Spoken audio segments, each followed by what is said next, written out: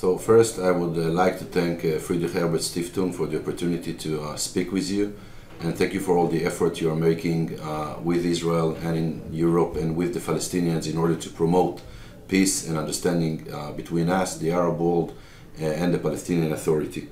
Israel and the Palestinian Authority have to have a diplomatic horizon. We have to renew the negotiation between us, and this is a very bad time between us and the Palestinians.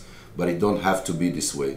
In Israel and in Palestine, there is a constant majority, both in the Israeli and the Palestinian parliament, and in the Israeli and the Palestinian public, for two-state solution. And two-state solution is the only possible and viable solution to have between us and the Palestinians, and it is possible. It takes leadership, it takes political concessions, very painful one, but we proved ourselves before, both Israel, Egypt and Jordan, that when we have the leadership for peace and when we are willing to make the extra effort and go the extra mile, peace is achievable and possible. And I think that Israel shouldn't wait for other parliaments around the world to recognize the state of Palestine.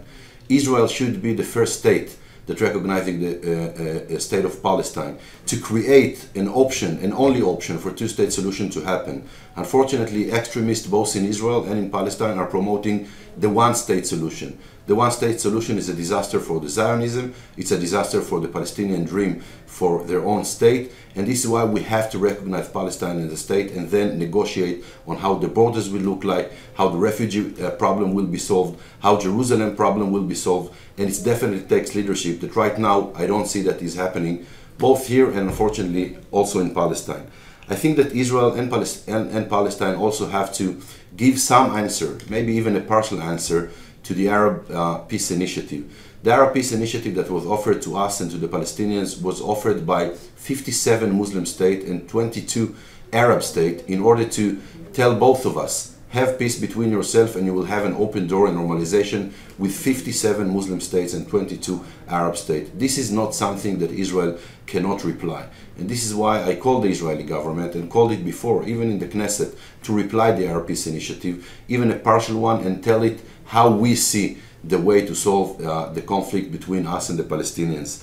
I see the problems in Jerusalem. Jerusalem can go in two ways. It can be a symbol for peace and coexistence, like we used to have many years. I used to be a city council member in Jerusalem, and I saw that Israelis, Jews, Arabs, Muslim, Christians can live together and practice together. But Jerusalem can be also a symbol for war and for bloodshed, and unfortunately this is where Jerusalem is going right now. So I also called the Israeli government, Knesset, the Israeli leadership and the Palestinian leadership to do every effort in order to relax things in Jerusalem and make it a symbol of coexistence and peace as it used to be for so many years, and not the vice versa. I also called both sides to deal with the very bad phenomenon of incitement.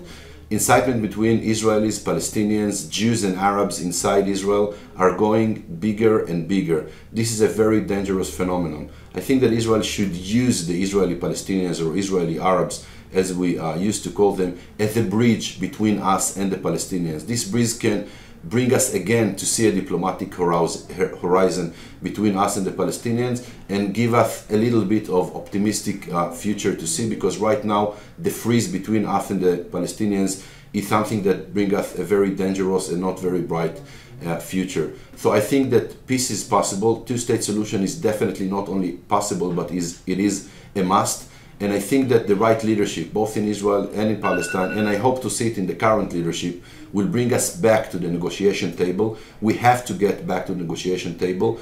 I truly believe that 90% of the future agreement between us and the Palestinians is already written in endless amount of accords and plans that we had before. What we don't have is the decision to sit and finish a final status agreement between us and the Palestinians. If we will take this decision and will make the courageous steps toward making it from a dream into a reality, I'm sure that peace between us and the Palestinians is possible, and we will see it in our generation. And again, I want to thank the Friedrich Herbert Stiftung for making so much effort here and in Europe in order to promote this idea, in order to further and deepen a dialogue between us and the Palestinians. This is very important for us, and I again salute you for all your efforts.